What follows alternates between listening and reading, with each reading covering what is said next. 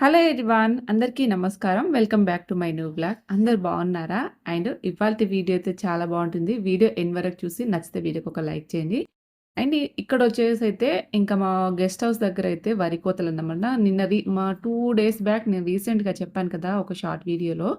పొలం దగ్గరికి వెళ్ళామని చెప్పేసి పొలమంతా పడిపోయింది యాక్చువల్‌గా అయితే ఇంకా టైర్ మిషన్‌తోనైతే కొంచెం దిగబడుతుంది అని చెప్పేసి కొంచెం చైన్ మిషన్ అయితే ఏసి మొత్తానికైతే పొలమంతా కోపిచ్చినాము. పొలం దగ్గరికైతే మా ఆయన పోయిండనమాట. ఇంకా ఇంత ఎండలో నేను ఇంట్లో నుంచి అసలు వెళ్ళలేను.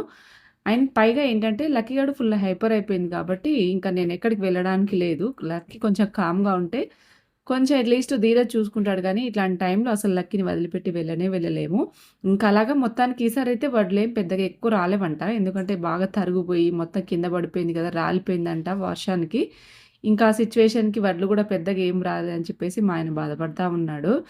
సో, అదన్నమాట. అండ్ ఇవాళొచ్చేసి నేనింకా సో, ఆల్మోస్ట్ ఇంట్లో దీపాలు ముట్టించాక 1 ½ అరౌండ్ 2 మంత్స్ అలా అయిపోతుంది.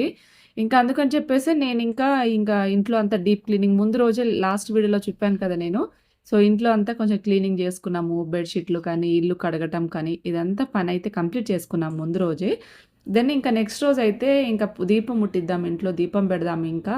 ఇంట్లో కొంచెం ఎంతైనా కానీ లేడీస్‌కి ఇంట్లో పూజ చేయకపోతే అదొక ఫీలింగ్ ఉంటుంది. నెగెటివ్ ఎనర్జీ లాగా అలా అనిపిస్తుంది. బద్ధకంగా ఏదో కోల్పోయినలాగైతే అనిపిస్తుంది. నాకైతే బేసిక్‌గా అనిపిస్తదండి.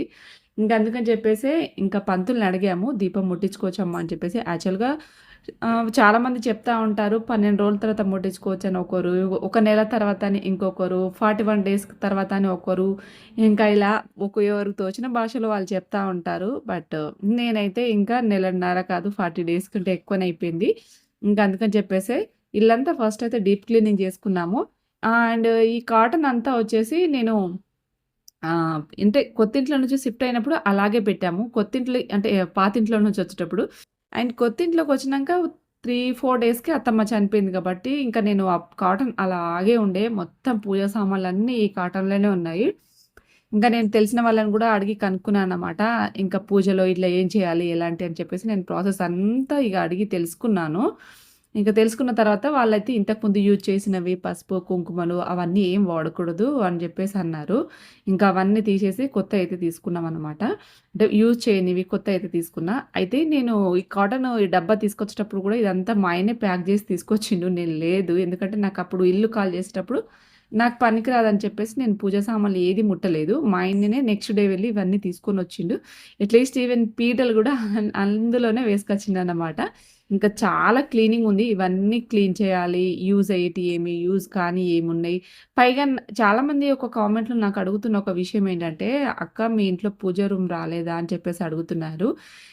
యాక్చువల్‌గా మేముండే ఇల్లు కిందన్నమాట. కింద వర్క్ అంతా ఇన్‌కంప్లీటెడ్ ఉంది. ఇంటీరియర్ వర్క్స్ ఏది కాలేదు. అందులో అయితే సెపరేట్ పూజ రూమ్ ఉంది. బట్ పెంట్ హౌస్ కొంచెం చిన్నగా ఉంటుంది కాబట్టి, ఇందులో సెపరేట్ పూజ రూమ్ అయితే ఏమి రాలేదు.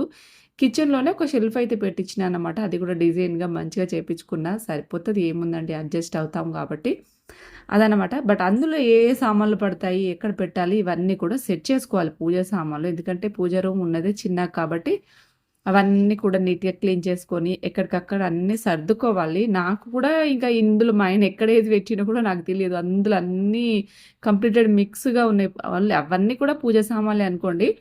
బట్ ఎక్కడ ఏదుందనేది మనం పెడితే లేడీస్‌కి కొంచెం ఐడియా ఉంటుంది. ఇంకా మగవాళ్ళకి ఏం ఐడియా ఉంటది చెప్పండి. ఇంక అందుకని చెప్పేసి ఫస్ట్ అయితే ఇదంతా కూడా మంచిగా క్లీన్ చేసుకుందాము. దేవుడి పటాలు చాలా ఉన్నాయి బోలెడన్ని.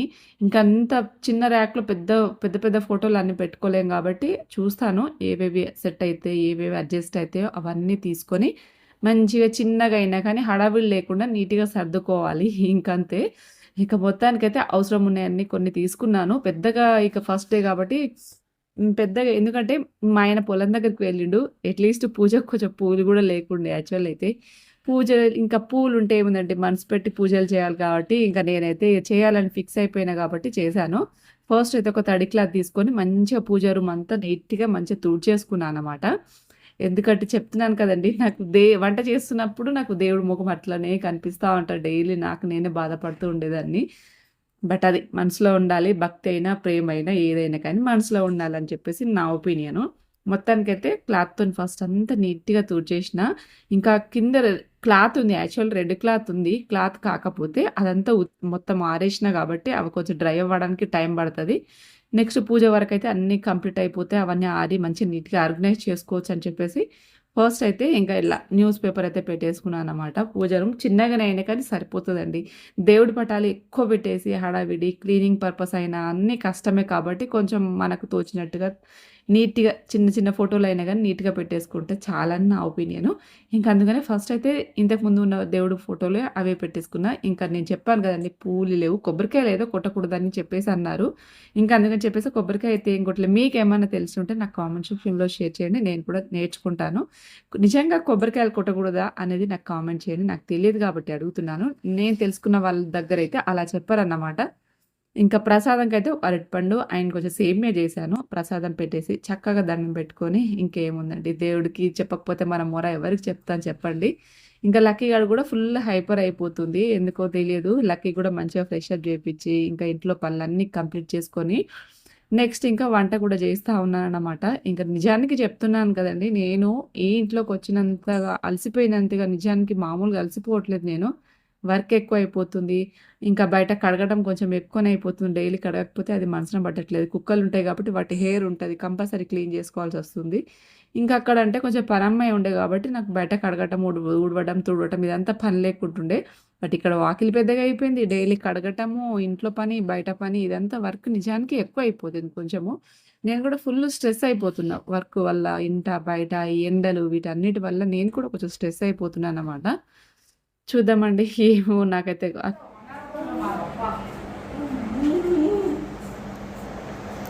Time to time తినిపియాలా?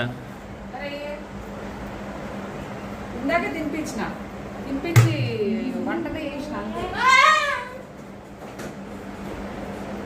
ఏమిరా బిడ్డ ఆకలి అవుతుందా? అంతానా ఆకలి అవుతుందా? పెట్టలే నీకు అన్నం పెట్టలే? తిందుదా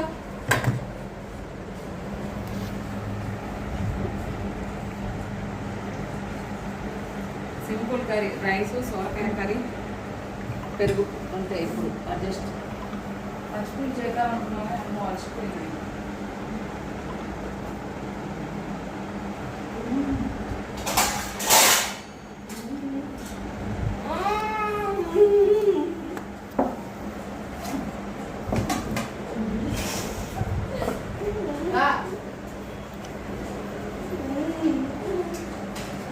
స్నానం చేసి కానీ ఆ మేడం మంది ఎప్పుడు స్నానం చేయలేదు.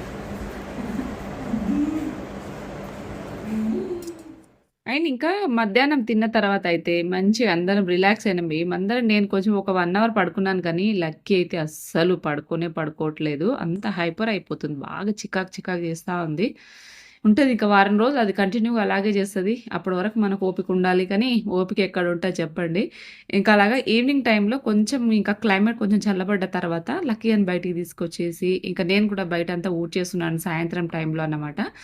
ఇంకా చెప్తున్నాను కదండీ! బట్టలు ఉతకడము, సర్దడము, ఈ ఊడవడము చెప్తూ వీటికే సరిపోతున్నా నేనైతే.